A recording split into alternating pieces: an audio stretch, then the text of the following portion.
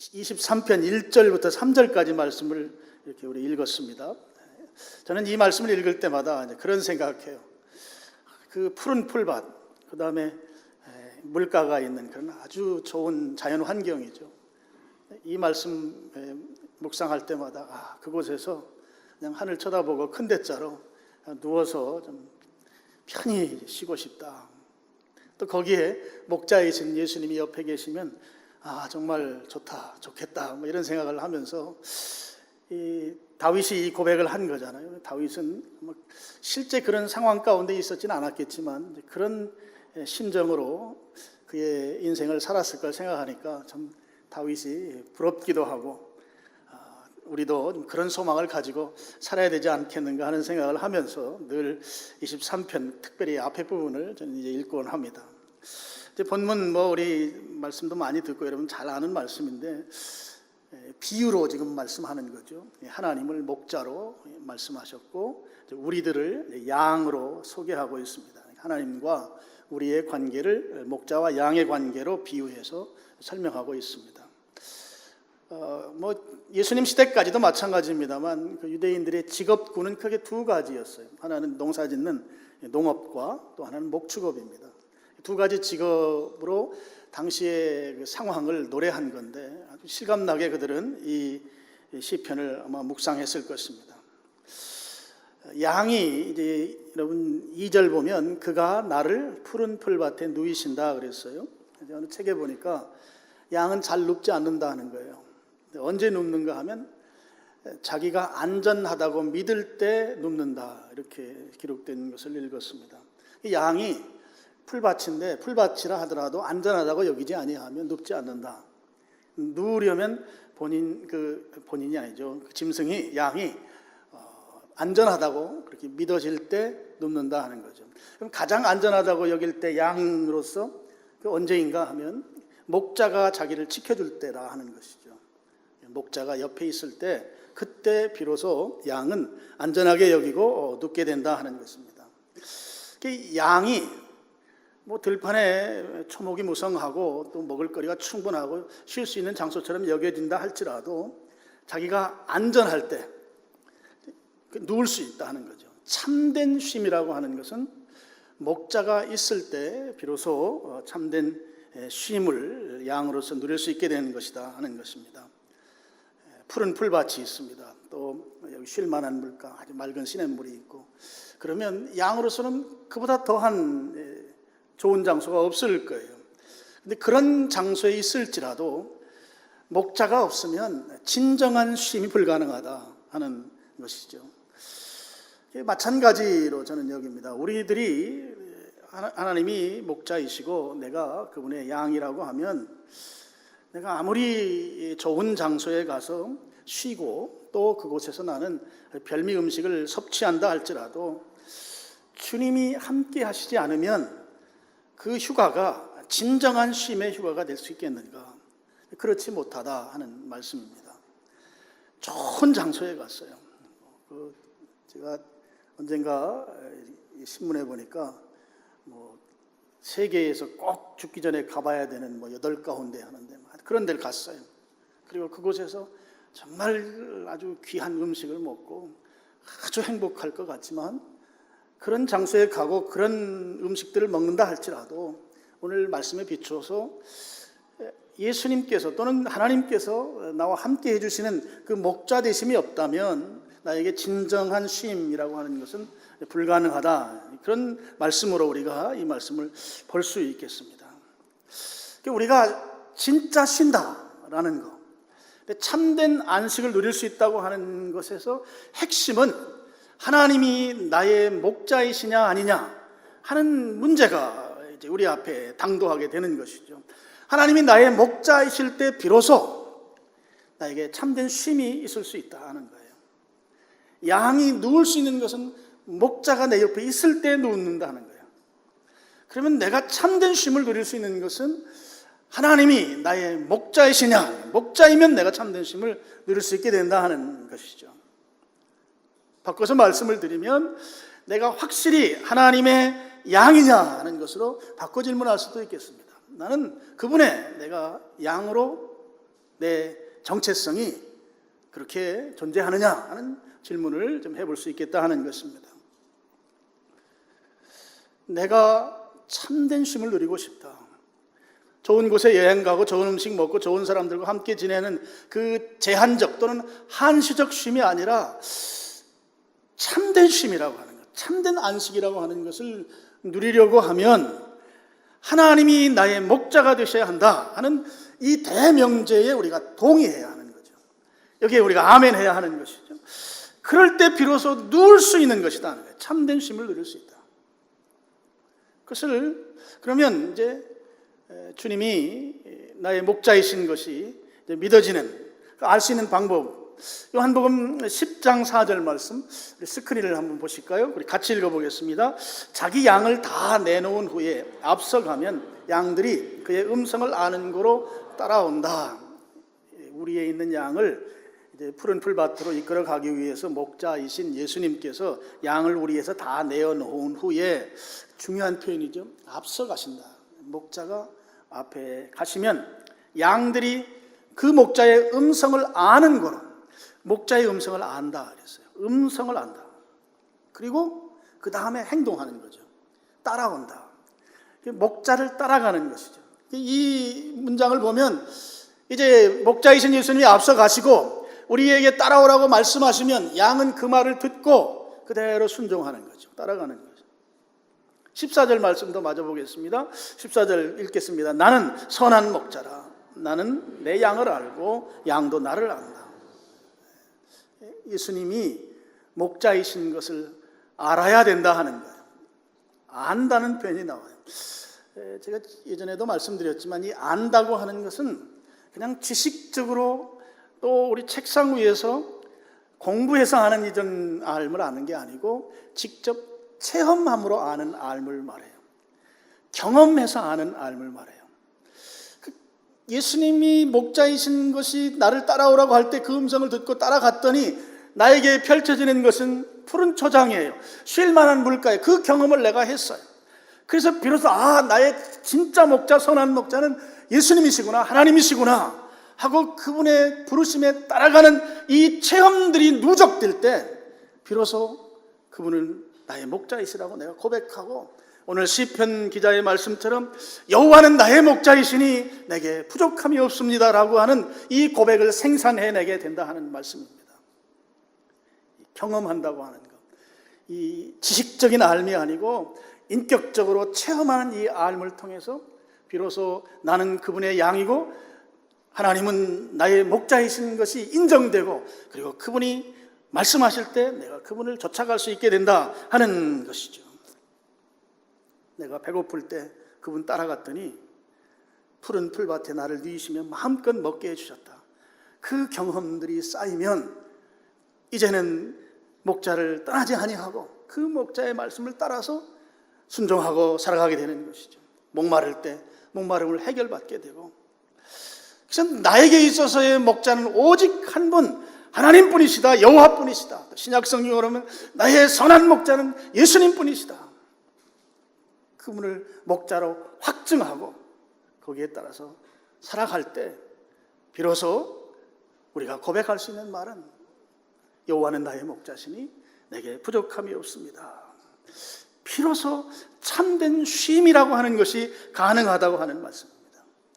여러분, 아는 것은 우리가 지식적으로 알고 지식적으로 아는 그 알미 필요 없는 건 아니에요. 지식적 알면서 체험적 알므로 나아가는 데는 실제적으로 믿음이 필요해요.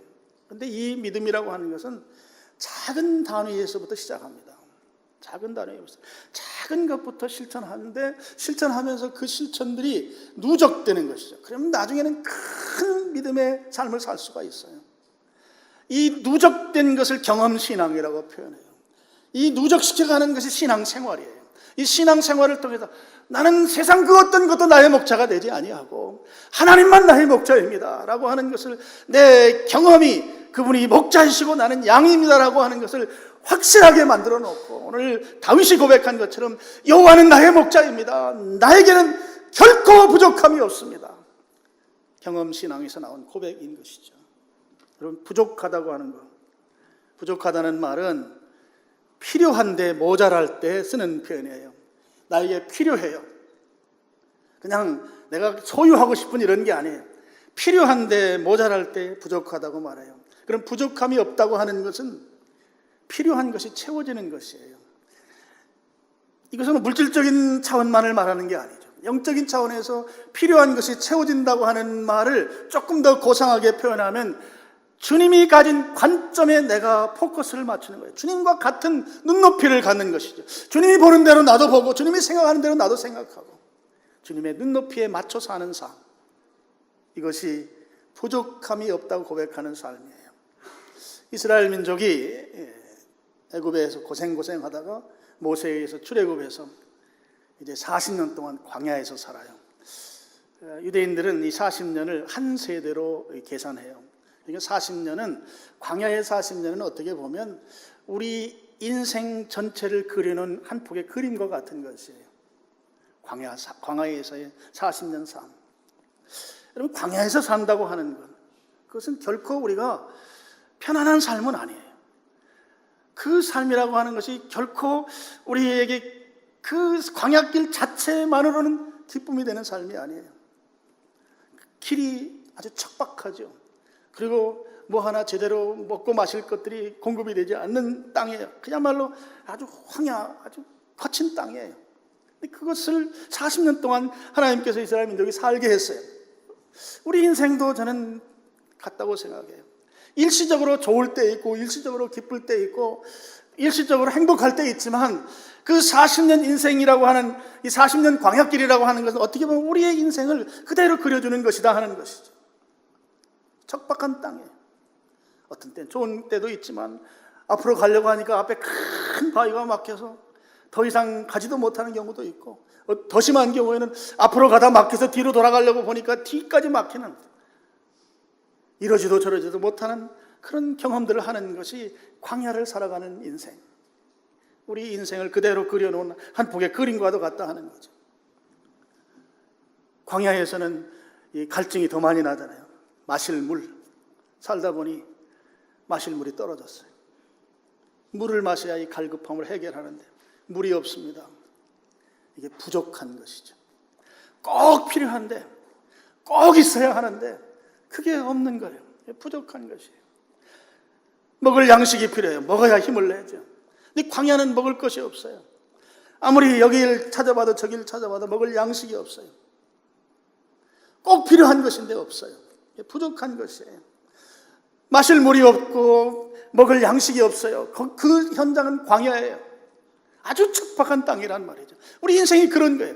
그런데 그렇다고 해서 내가 가진 실력으로, 내가 가진 능력으로 그 문제를 어떻게 해볼 수도 없어요. 이것을 부족이라고 말하는 거예요. 부족이라고. 우리가 살아가다 보면 절대적으로 필요한 것들이 있는데 그게 모자라거나 없는 거예요. 이게 부족한 삶이에요. 이 광야의 삶, 우리가 살아가는 인생이 그렇게 되어 있다 하는 것이죠. 물이 있어야 살아갈 그 길인데 물이 없어요. 먹을 양식이 있어야 되는데 어디 씨를 뿌릴 수도 없고 씨를 뿌려봐야 발화가 되지 아니해요. 이러지도 못하고 저러지도 못하고 내가 가진 실력으로 이 문제를 해결해낼 수 있는 방도도 없고, 이게 광야의 삶이고 이스라엘 민족 40년 광야에 살게 한 그 한 세대의 일생을 표현하는 것이다 하는 거죠. 절대 필요한 것인데 부족하거나 없는 경우를 오늘 성경은 부족하다, 광야길에 필요한데 없는 것을 부족하다 이렇게 표현한다 한다 말씀입니다. 제가 어제 우리 대한민국에서 4인 가족이 한 달을 살려면 얼마의 생활비가 필요한가, 생활비가 아니고 생계비가 필요할까를 이제 국가에서 통계내놓은 거를 인터넷에서 검색을 했어요. 그랬더니 어떻게 나오는가 하면 한 달 4인 가족 최저 생계비가 140만 원이래요. 평균이니까 국가에서 낸 거니까 조금 짜게 아마 계산이 됐겠죠. 특히 이제 도시에서 사는 분들 경우, 우리 같이 하남시에 사는 분들은 140만 원 가지고 한 달을 산다고 하는 건 뭐 거의 불가능하죠. 근데 내가 한 달을 사는데 국가에서 얘기한 대로 140만 원이 필요해요. 내가 지금 오늘 호흡하고 있는 이유 그 하나, 그리고 우리 집 네 식구가 먹고 살려면 140만 원이 있어야 살아요. 내가 호흡하면 그 돈이 있어야 산단 말이에요. 그 돈이 그만큼 필요한 돈인데 내가 그런 수입이 내게 생기지 아니한다. 그럼 어떻게 해요? 살 수 없는 거잖아요. 내가 한 달을 살아가는데, 우리 식구들이 같이 살아가는데 국가에서 말한 대로 140만 원이 있어야 한 달을 내가 먹고 산다. 겨우 생계로, 생계비니까. 생활도 아니지, 생계. 근데 그 돈이 나에게 한 달 수입으로 없다면 살 수 없는 거잖아요. 그러니까 그런 경우에 우리가 근심하고 걱정하고 또 불안하고 때에 따라서는 좌절하고 이런 경우도 있을 수 있어요. 한 달 수입이 그보다 훨씬 많은 수입이 있지만 실제적으로 예기치 않은 대로 그보다 훨씬 많은 금액이 지출이 되어서 내 실제적으로 생활을 하는데 이 생계비가 없는 경우도 있을 수 있어요. 여러 상황들이 있을 수 있습니다. 그럼 좌절하는 거죠. 걱정스러운 거예요. 우리 살아가는 이 광야의 삶이라고 하는 것이 광야길이라고 하는 그런 길이다 하는 것이죠. 그래서 때에 따라서는 도저히 희망이 보이지 않는다. 그래서 아주 극단적인 생각까지도 하게 만드는 것이 이 광야길을 살아가는 우리 인생이다 하는 거죠. 근데 오늘 성경은 뭐라고 말씀하고 있는가 하면 하나님이 나의 목자이시기 때문에 나에겐 결코 부족함이 없다는 거예요. 나에게 필요한 것이 결코 부족하지 않다는 것이죠. 부족함이 없대요. 하나님이 나의 목자이면 걱정하지 말라는 거예요. 하나님이 나의 목자인 게 확실하면 불안해하지 말라는 것이에요. 하나님이 정말 너의 목자이냐? 좌절하지 말라는 거예요. 좌절하지 말라. 왜 우리가 불안해하고, 왜 걱정하고, 왜 근심하고, 왜 좌절해요? 하나님이 나의 목자가 아직 아니기 때문이에요. 또는 나의 목자인 것 같기도 하고 어떤 때는 또 아닌 것 같기도 하고 그냥 남의 목자인 것만 같고 나하고는 별로 관계없는 분 같이 여겨지고 그럴 때 불안하고 그럴 때 걱정하고 그럴 때 절망하는 것이죠. 하나님이 나의 목자입니다. 목자이시기 때문에 하나님은 우리의 필요를 아시고 채워주시는 거예요. 그렇기 때문에 다윗은 여호와는 나의 목자이시니 내게 부족함이 없습니다. 나에게 필요한 것을 넉넉하게 채워주시는 분이시라 하는 것이죠. 그렇게 고백한 거예요. 그래서 이스라엘 민족이 40년 광야에서 살면서 그 풀 한 폭이 없는 그 황량한 땅에서 하나님께서 물을 주셔요. 어떻게 주세요? 돌을 가르고 돌에서 물 나오게 해요. 이게 가능해요? 불가능하죠. 돌에서 물을 만들어내신 하나님이에요. 인간의 상식을 초월하는 방법으로 우리에게 필요를 공급해 주시는 하나님이세요. 요즘 말로 그걸 안반수라고 하잖아요. 너도 나도 돈 주고 사 먹는 그런 물이란 말이에요. 그들에게 단백질 공급이 필요해요. 살아가다 보면 단백질이 필요하잖아요. 그럼 하나님께서 그들에게 요즘식으로 말하면 아주 메추라기 구이를 잘 풍성하게 공급해서 막 한 달이 넘도록 입에서 고기 냄새가 나도록 만들어주시는 분이에요. 하나님이 하신 것처럼 하시잖아요. 하나님은 하시면 하나님이 한 것처럼 하세요. 여러분 믿으시길 축복합니다. 하나님이 하신 것처럼. 매일매일 이 지상에 사는 사람들에게 최고의 건강식품, 하나님이 직접 조리해 주신 만나, 그보다 더한 건강식품이 어디 있어요? 그들이 음식 때문에 탈났다고 성경에 나와 있나요? 하나도 안 나와 있어요. 그 음식 때문에 몸에 문제가 생겼다고 나오나요? 하나도 안 나와요. 가장 완벽한 음식이라고 저는 생각해요. 그 음식을 매일매일 하나님이 조리하셔서 그들에게 갖다 줬단 말이에요. 매일매일. 하나님은 우리의 필요를 확실하게 채워주시는 분이세요. 이걸 믿으시길 축원합니다. 왜요? 그분이 나의 목자이시기 때문에 그래요. 목자는 양들을 굶주리게 하지 아니하십니다. 푸른 풀밭으로 인도해 가시는 분이 목자이시란 말이죠. 목자예요. 우리 동생이, 막내 동생이 목사예요. 목사인데요. 이 동생이 자식을 낳지 않았어요. 자식 낳지 않고 입양을 했어요. 넷을 입양을 해서 생활하는데 교회가 개척교회 어렵죠. 어떻게 사냐 그랬더니 한 달에 자기 50만 원을 가지고 산다 그러더라고요. 제가 아는 목사님하고 이야기를 하다 우리 동생 이야기를 했어요. 그분을 격려해 주기 위해서 동생이 어려운 가운데서 이렇게 아이들 입양해서 이렇게 하고 있다. 그랬더니 이 목사님이 자기 호주머니에서 40만 원을 꺼내가지고 저를 주는 거예요. 그러면서 뭐라고 하는가 하면 신발을 사줘야 되는 감동이 와서 그 입양한 아이들 신발을 좀 사주라고. 근데 이 목사님은 제가 볼 때 우리 동생보다 더 힘든 그런 것 같은데 그분이 40만 원을 꺼내줘서 제 동생한테 전화를 했어요. 야, 지금 어느 목사님이 네 자녀들 신발 사주라고 40만 원을 줬다. 구자번호를, 은행 번호를 나한테 보내라. 그랬더니 동생이 이제 울먹울먹 하면서 이렇게 얘기하는 거예요. 지금 자기 자녀들을 기다리고 있대. 학교 끝나고 오면 이 애들 신발 사주러 가려고 기다리고 있는 중이라는 거예요. 근데 신발 사준다고 돈을, 그것도 그 정도는 가져야 메이커 신발을 산다고 그 돈을 주겠다고 형이 전화를 한 거예요. 내가 준 게 아니지. 그러니 기가 막힌 일 아니에요. 기가 막힌. 오늘 니네들 신발 사러 갈 테니까 학교 갔다 오면 와라. 같이 가자. 그러고 기다리고 있는 중에 전화가 왔어요. 그러니까 울먹울먹 안 할 수가 있어요. 하나님은 그렇게 공급하시는 거예요. 그건 어떻게 보면 작은 거일 수도 있어요. 하나님은 얼마든지 우리의 필요를 공급해 주세요. 우리가 광야 같은 인생길을 산다 할지라도 필요한 것인데 모자라도록 놔두시는 분이 아니시다는 거예요. 왜요? 그분이 우리의 목자이시기 때문에 그런 것이에요. 부족함 가운데 살게 안 하세요. 왜요? 그분이 우리의 목자이시기 때문에. 다윗이 그래서 고백하는 거예요. 여호와는 나의 목자이시니 내게 부족함이 없습니다. 신명기 2장 7절 말씀, 스크린을 한번 보실까요? 같이 한번 읽어보겠습니다. 시작. 내 하나님 여호와께서 내가 이 큰 광야에 두루 다님을 알고 내 하나님 여호와께서 이 40년 동안을 너와 함께 하셨으므로 내게 부족함이 없었느니라 하시기로. 너무너무 중요한. 내 하나님 여호와께서, 제가 중간에 좀 생략했어요. 내가 이 큰 광야에 두루 다님을 아신다. 광야, 먹을 거 없는데, 마실 물이 없어요. 생활하는데 꼭 필요한 것을 현장에서 구해낼 수 없는 장소를 돌아다닌다는 걸 누가 안다는 거예요? 하나님이 아신다.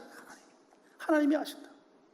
이 큰 광야라요. 어떤 다른 방도를 찾아낼 수 있는 인간적 방법은 여기서는 통하지 않는 그 현장인 것이죠. 그곳에 있다는 걸 내가 안다 하는 것이죠. 그러면서 내 하나님 여호와께서 이 40년 동안을, 제가 한 세대라고 말했죠. 우리의 전 일생을 너와 함께 하셨다. 함께 하셨다. 그리고 어떻게 고백해요? 내게 부족함이 없었느니라. 부족함이 없었느니라. 하나님이 함께 하시니 부족함이 없다.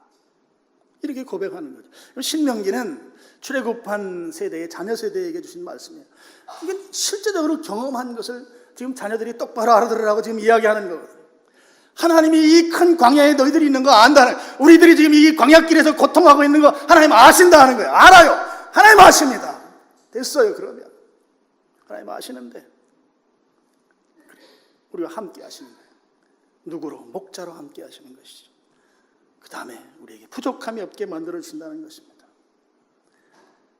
여러분, 이 부족함이 없게 하셨다고 하는 이 말씀이 히브리어 문법에 보면 이런 게 있어요. 한번 일어난 일이 끝나지 않고 지속된다고 하는 그런 이 동사 시제가 있어요. 그걸 이제 미완료태 그래요.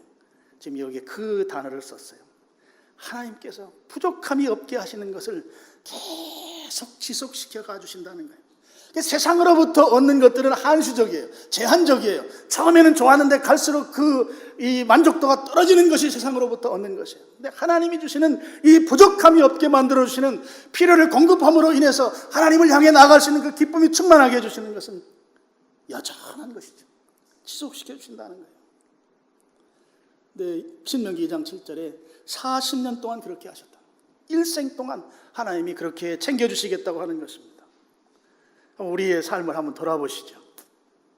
지금까지 살아온 우리의 인생, 여러분 부족함이 있었습니까? 없었습니까? 부족함이 없었습니다라고 대답해야 정답입니다. 지금 내가 여기 있는 것은 부족함이 없었습니다. 부족함이 없었어요. 지금 내가 여기 와 앉아 있는 것은 부족함이 없는 인생이에요. 40년을 같이 하신 그분이 부족함이 없게 만들어 주셨다는 거거든요. 그럼 지금 부족함이 있나요, 없나요? 지금도 부족함이 없어요. 앞으로는요, 앞으로도 부족함이 없어요. 하나님이 나의 목자이시면 부족함이 없는 거예요. 과거에도 없고 지금도 없고 미래에도 없어요. 그렇게 우리가 고백할 수 있어야 돼요. 이런 말 하니까 어떤 분이 아이고 목사님, 내가 과거는 잘 모르겠지만 지금 죽을 지경입니다. 다른 사람 같으면 지금 이러고 있지도 않아요. 이미 끝났을 것 같아요. 그렇게 말씀하시는 분이 계시더라고요. 나보고 목사님은 직장 생활을 안 해봐가지고 모른다고. 그래서 제가 속으로 그대는 목사 생활을 안 해봐가지고 모른다고.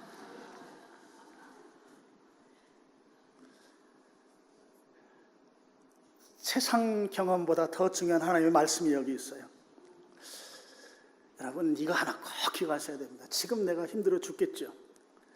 부족함이 없다는데 난 부족함 투성이처럼 여겨지시죠. 가나안 땅은 광야를 거쳐야만 갈 수 있어요. 가나안은 광야를 거쳐야만 갈 수 있다. 옆에 분들이 한번 얘기해 보시죠. 가나안은 광야를 거쳐야만 갈 수 있다. 이게 무슨 뜻인가 하면 이런 것이죠. 여기서 저쪽 한강 건너에 푸른 초원이 있어요. 목자인 주님이 양인 나를 거기로 데리고 가야 돼요. 가려고 하다 보니까 막 푹푹 빠지는 자갈밭도 있고 또 모래톱도 있고 또 강물도 있고 또 언덕도 있고 또 뱀 나오는 데도 있고 이런 과정을 거쳐야만 푸른 풀밭에 나를 이끌어가요. 그럼 내가 여기 황량한 이 땅에서 계속 있다가 주저앉아서 굶어 죽게 만드는 게 선한 목자예요? 아니면 이 과정을 거쳐서 저 한강 건너에 있는 푸른 초장에 데리고 가는 것이 선한 목자예요? 지금 내가 힘든 것은, 지금 내가 부족하다고 여겨지는 이 고통스러운 상황이라는 것은 푸른 초장 가까이 온 것이다. 믿기를 축원합니다. 주님이 나의 목자인 게 확실하면, 지금 내가 가장 고통스럽다면, 지금 가장 행복한 시간이 눈앞에 바짝 다가왔다. 믿으시길 축복합니다. 지금 곧 주님께서 나에게 푸른 초원으로 확실하게 내 발걸음을 인도하실 그 직전에 와 있다. 오늘 그거 확신하고 돌아가면 여러분 승리할 줄로 믿습니다. 우거지상하지 말고 남편한테 온갖 동물 이름 대면서 이야기하지 말고, 그래 가까워졌다. 힘들면 더 힘들더라. 그래 더 가까웠구나. 새벽이 오기 직전이 더 어둡다잖아요. 이제 날이 밝았다. 이제 날이 밝았다. 할렐루야. 가나안 땅은 광야를 거쳐서 간다. 왜 하나님이 광야 너머에 가나안을 두셨나? 오늘 우리가 힘든 상황, 고통스러운 상황, 부족한 상황은 하나님께서 그 푸른 풀밭으로 쉴 만한 물가로 인도해 가시기 위한 그 과정으로 여러분이 믿으시기를 축원합니다. 하나님은 결코 부족한 상태로 내버려 두지 않으세요. 결코. 내가 생각할 땐 도무지 이 상황에서 내가 견딜 수 없는데, 그리고 이 상황을 해결할 수 있는 방법이라고는 도무지 생각이 나지 않는데, 그럴수록 좋은 거예요. 하나님이 이제 일하시는 거고, 그 문제가 해결되면 나는 더 확실하게 하나님이 하셨습니다 이럴 거 아니겠어요? 그러지 않겠어요? 사람이 할 수 있는 방법들이 몇 가지 안들이 있는데 그 중에 하나가 되면, 그래 내가 괜찮은 사람이다, 나 실력 있는 사람이야, 어깨에 힘줄 수 있지만 사람이 할 수 있는 방법들이 다 불가능해요. 지금 내가 안고 있는 문제가 그렇다는 것이죠. 근데 하나님이 그 부분을 풀어주시면 내가 뭐라고 하겠어요? 여호와는 나의 목자시니 내게 부족함이 결코 없습니다 라고 하지 않겠어요? 하나님이 그걸 원하신단 말이에요. 그거를. 힘들면 여러분이 가나안 땅은 광야를 거쳐간다.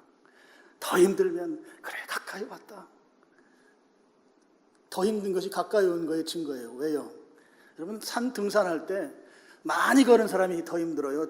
초창기 산 밑에서 올라가는 사람이 더 힘들어요. 어느 쪽이에요? 빨리 말하세요. 어느 쪽이에요?